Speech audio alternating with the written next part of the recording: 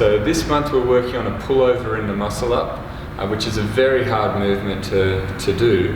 Obviously you want to have that kind of base muscle up version with your feet on the ground, and then being able to do that, you know, with the band and working your way down the band, and then even into a full muscle up before you even think of trying the extra pullover, because it is a very hard movement. It involves the muscle up action, plus what you're going to need is a really strong support hold and a deep dip, which is in the muscle up, and then like an inverted pull. So as you're going over, you're going around as opposed to coming up and over on this side and coming around that side. Another added way to work on it is if you do have a straight bar, is a lot easier, and that's what you basically use the band for in this drill, to act like a straight bar, and then that way you don't fall through the rings. It is a very hard press up into that support position. So I'm going to show you here with the band. This is quite hard for me. You've really got to have a nice solid support position, and it's kind of like a planche as you're coming around with bent arms. So you're going to have that false grip, you're coming down underneath, you're going to pull yourself up and then press up into that support position. So just working on that, and that's quite heavy. Obviously if you put more tension in the band, it's going to hold tighter, you won't sink through as much.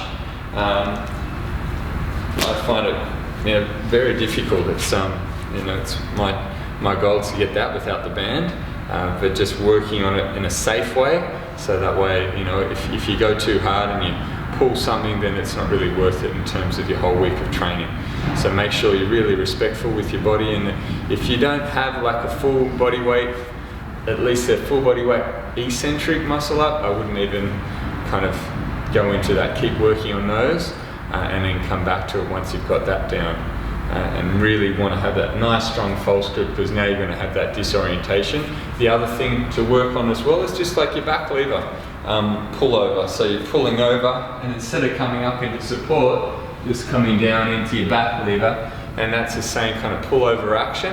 And then work on bending your arms a little bit as you're coming through, so you're getting that high pull, inverted high pull, and then that way you eventually come a bit higher and higher until you can get up into that support position. The one-arm handstand this month, we're just working a straight handstand on the glass and weight shifting over. So it's really very simple. You don't have to weight shift much to get a benefit.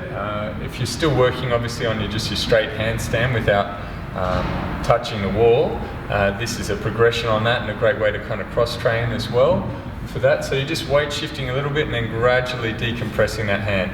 Don't rush to retract the arm. It's a common fault, but I'm still working on developing this, and I find it quite challenging.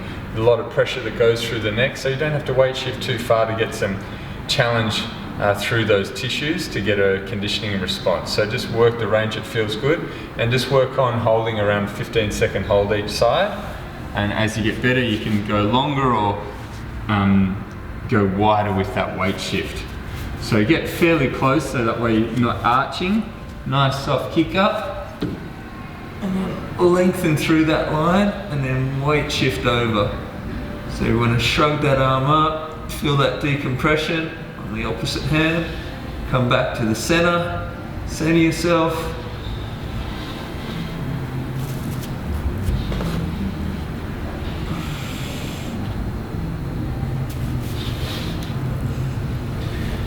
So you're trying to not let the body skew or break anywhere. Keep that line and keep it nice and stable through there as you feel that weight shift. Really shrug that arm up and feel that that weight's coming over, and all the weight's in that hand. Even if the other one's touching, all the weight's going into the opposite hand. This month's vertical jump, we're going to use the hurdle that you would use for a front somersault. So what you're going to do is transfer forward momentum into vertical lift. So you're coming forward, you're going to skip, both feet land and drive up. So you want to practice hurdling with both feet. As you hurdle forward and you skip, the arms are going to come up, and then everything lengthens. Your feet are slightly in front of your shoulders, so that way you sink a little bit, and as you leave, everything's traveling up. So there's that forward hurdle, punch. So you're trying to get a little bit of forward momentum and transfer it. Try and get as much lift out of it as you can. And then that'll transfer over into the acro front somersault, which is this month, that strength. And then you can pop that up. If you've got a box or a ledge, you pop that up and try and get that nice pike lift up on it. But working those three together, they are very complex movements. The muscle up pullover, the one arm handstand and the vertical jump. So if you need more rest between them, take it. They are very challenging on a nervous system. Another way to approach it might be to just do each one of them separate. Do 4 sets of pullovers, 4 sets of weight shifts, and then 4 sets of these. I like doing a circuit though because I'm resting part of my body while I'm doing the other parts, because this one's obviously more legs, the handstand's more of a push, and the pullover is more of a pull, and that's the kind of whole way that I train, just to conserve, just to use time more effectively to get through more stuff. But if you've got time, take it, and you really want to focus on each one because they are very complex. By all means, structure it in that way. But get them done, work on them, and keep progressing.